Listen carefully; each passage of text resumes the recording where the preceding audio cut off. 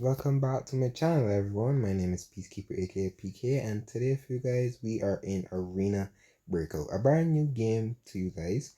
I've been playing this game like to the end of season 1 to now season 3, and I've been enjoying it a lot. There's a lot of trial and error, as you guys can see at the intro of this video. A lot of trial and error. Even though I am free to play, as you guys can see, we currently have 1.261k of coin. Just from playing, there's a lot of easy ways to gain coin, and there's a lot of easy ways to lose coin.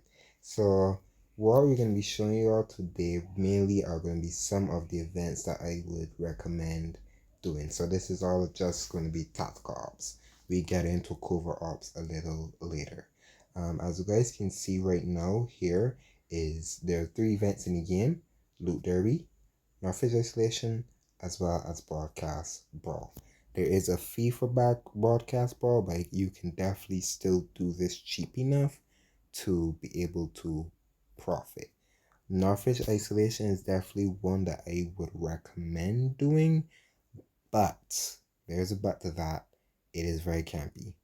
I would recommend you, if you do end up doing this, try to get to the first boss as fast as possible. This Northern Isolation is definitely more of I would say PvP. It's a lot of PvP more than looting sometimes. But we'll run a game here really soon. Northern Loot Derby, sorry, is definitely one that you do not gain loot from. There's just this is strictly PvP. Looting is definitely something you want to do, because that's the whole point of Loot Derby is you loot and you don't come out with what you looted. So you may find some good guns from other players. You may find some very valuable items that can be sold on the store, but you do not keep it. So I wouldn't recommend doing Loot Derby unless you want to do strictly PvP and practice your gun skill and your rotating and what's not. I don't mind playing Loot Derby, but it does get demotivating because you don't come out with what you got. And it sometimes will be great loot from guns to, like I said, stuff you can sell in the market, but you do not keep it. So that's like the downside of Loot Derby. The main one that I would definitely do a lot more would be Northridge Isolation. I don't mind this game mode. It does give me a lot of PvP also, but you do end up coming out with the loot that if you extract well enough, you do get the loot that you got from the raid. But like I said, you have to be very cautious. It is very campy. It is very campy, and a lot of the loot drops are camped, which you have to expect because some of the crates do have great loot. I can tell that for certain. Does have very great loot. One way that I do end up finding out saving a lot of coin is doing that game mode. And as you guys can see, the gun that I currently have right now, the A31, I got from Northface Isolation. So I would say psycho weapons. So some of these are from player kills, some of it just have not used at all. Like the M110, I haven't used any of all these guns, as well as the AR-57. I've never used this gun before. I've just killed players that had it. So it is a lot of trial and error, like I said, a lot of trial and error. But let us hop into the game just to show you. Um, Before we do jump into the game, covert is definitely one that I would recommend doing 9 times out of 10. Always do covert, especially if you're getting low on coin or even just getting low on gear. You could run some covert runs, if you want to run them randoms maybe. But I would definitely recommend doing covert. It is tough to do covert, I can tell you that for certain. It's very tough because you don't go with any heals. You just have your gun and then a little bit of ammo. But if you're lucky enough to kill a player, 9 times out of 10, that player has good loot on them. Because they have you in where you're in a covert run. You don't have much time, I would say. You come in there like a little bit of time left in the actual raid that cover op is doing, tactical op is doing. So if you're very lucky to kill that tactical ops, you're gonna be coming out with some decent enough loot. But let's hop in to a Northwest Isolation match. You do have to end up buying some permits too to get into this game mode, but you do get some free permits, especially playing every weekend. It resets. So to say like Monday to Monday, you get your first reset Monday to Sunday, and you get another reset if I'm 100% sure.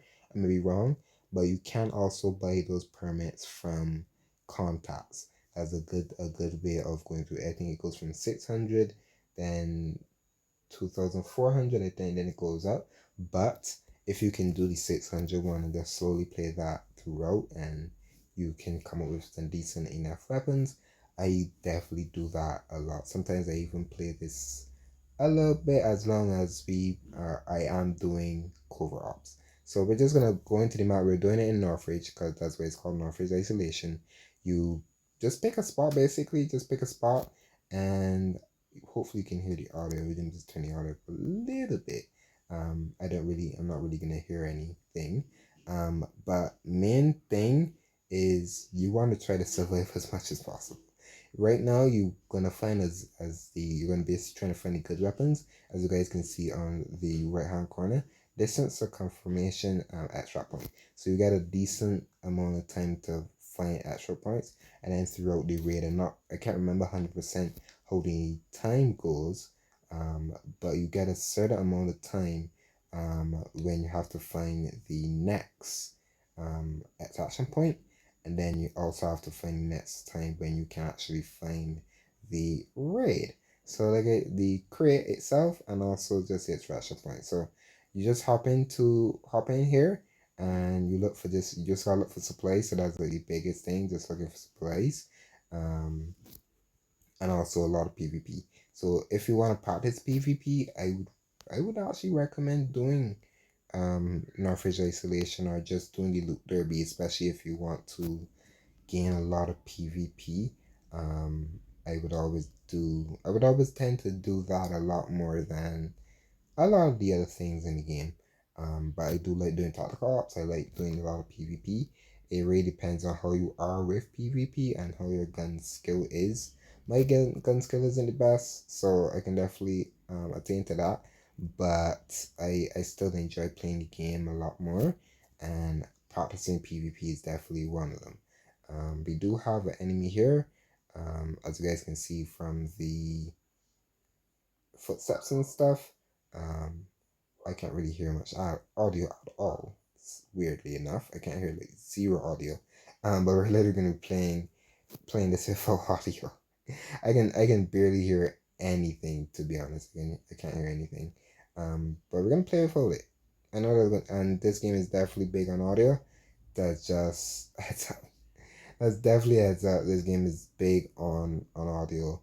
Um, so when I see a lot of people do play this game, you need headphones, and I don't have headphones, so I literally play this game just on loud audio. To be fair, just having the game up a little bit, and I go from there. It's not horrible. It's not ideal, but it's not horrible. And you do take advantages of free cases, and you can see we're getting a decent amount of weapons, especially the UMPs. The UMP 45 is actually a very good weapon. We get some shotguns, and this is one easy way to complete events. Events in this game are really good, as well as challenges. So I would recommend completing challenges. That is one way to go through the battle pass very, very quickly. And also, you're able to gain a lot of coin just from doing events. We got a couple footsteps around. Ooh, player. Oh, that's my player. I'm just shooting at him. Shoot at my own player. I'm shooting at my own teammate. What a game. Oop, some players right now. Oop. Ooh. That's one down. And I think we got one more from 100% sure. My game is lagging a lot right now. We got another player. So like I said, there's a ton of PvP, which I actually like. I like the PvP aspect of this game. You gotta be very, very handy with PvP itself. Um, but like I said, as you guys can see, the first, let me just get this guy down. Can you please go down, please? No, I'm just top frying him right now. But you can see a lot of, when I mean a lot of PvP, is a lot of PvP, and I enjoy it. It's weird not hearing audio, but we're just going with it. We're going with it, guys. We're going with it. Hope you guys can understand a little bit. This tends to happen more times than not. Oh, and the dead. But that's how it goes. That's how it goes. Like I said, a lot of PvP. Sometimes that zone right there, um, does get very heated. A lot of teams do go there. So like I said, there's a lot of PvP. If you can come out alive, definitely the crates, you get some decent weapons. The last crate in this game though is very contested. So I definitely would recommend, if you can get a first crate, you can get out, and then you can either sell those weapons and then go again. So you're basically gonna be paying, you probably pay for your next permit and then some. So that is definitely, I would definitely recommend doing a lot of authorization, or you can continue just doing. Did he shot me with a shotgun? He probably just came up on us, but you can see I got a lockbox also, so I'm able to still get like these smaller things. And this is the free to play lockbox also, so you don't really get anything else through that. Or the season does help you to gain a lot of these lock boxes. You can see from the season store, these lock boxes are very handy, as well as these boxes. So every reset, I always buy these two just to stock up on them. And then if I'm deciding to play a little longer, I can always buy those cases. But also the season itself, I completed it surprisingly just from doing, and also just the doing different tournaments and just like small things in the game. Um, all the challenges and stuff in this game help to go through the battle pass relatively quickly. You can get some 3D cases. These cases, I wish they lasted longer. It's fine, especially as well as the 1 day cases, which those last a little bit longer. And you get some decent enough weapons. You get some vectors. You get some weapons you can actually go through. Get some heals and stuff. But if you do pay the other side, you do get like the large e-boxes stuff, which are actually ideal. Which I'm actually trying to obtain a large e-boxer sooner from later. But that's really much for this video. Hope you guys did enjoy it. Like I said, this game is a lot of trial and error. Um, I definitely enjoyed a lot, and hopefully, when you're seeing this video, I may start doing streams on this game, because this is the game that I want to stream, and definitely enjoy it for sure. But as of me, see you guys next time.